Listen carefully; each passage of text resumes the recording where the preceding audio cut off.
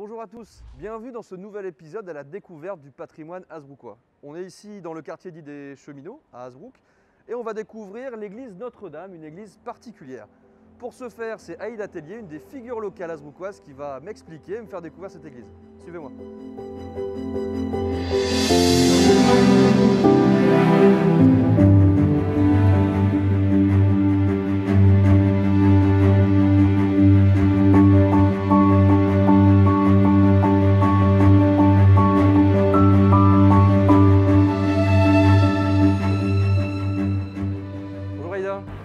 Antoine. Je suis ravi de te voir aujourd'hui pour nous parler de l'église Notre-Dame. On va découvrir un petit peu ses secrets avec toi. Tu veux qu'on commence par découvrir quoi de cette très grande église Notre-Dame? Parce qu'elle a été construite dans les années 1960. Et il y avait ici une autre église qui a été détruite totalement lors de la dernière guerre mondiale. Et cette église datait de la fin du 19e siècle. Et il y a des caractéristiques. Primo, on a ici une crypte. J'en parlais tout à l'heure. Une crypte, c'est rarissime dans une église paroissiale. Deuxième, on a un clocher qui est à côté du bâtiment. D'habitude, on a souvent à l'ouest ou alors dans les très vieilles églises au centre du vaisseau central. Voilà. Une autre caractéristique, c'est la présence de la brique.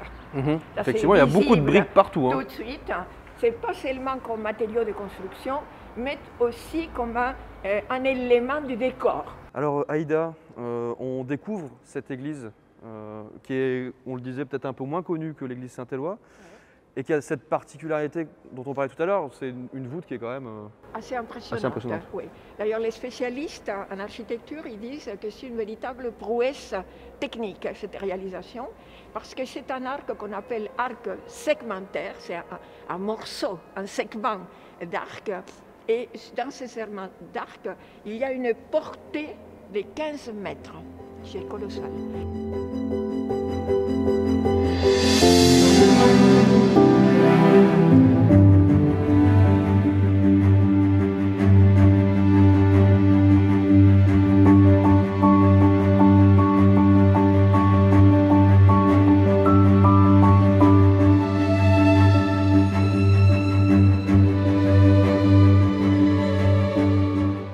Elle représente quoi dans le cœur des Hasbrouckois, cette église? L'église Notre-Dame est importante dans le quartier. C'est un quartier qu'on appelle le quartier Notre-Dame d'ailleurs, et qui était à l'origine les quartiers où se sont installés les cheminots. C'est-à-dire qu'il y a, à partir des années 1835-40, la création de la première voie des chemins de fer entre Lille et Dunkerque. Du coup, beaucoup d'ouvriers se sont installés dans le quartier, comme ça, des petites maisons, des petites choses. Et au fur et à mesure, c'est devenu un quartier très vivant, très important.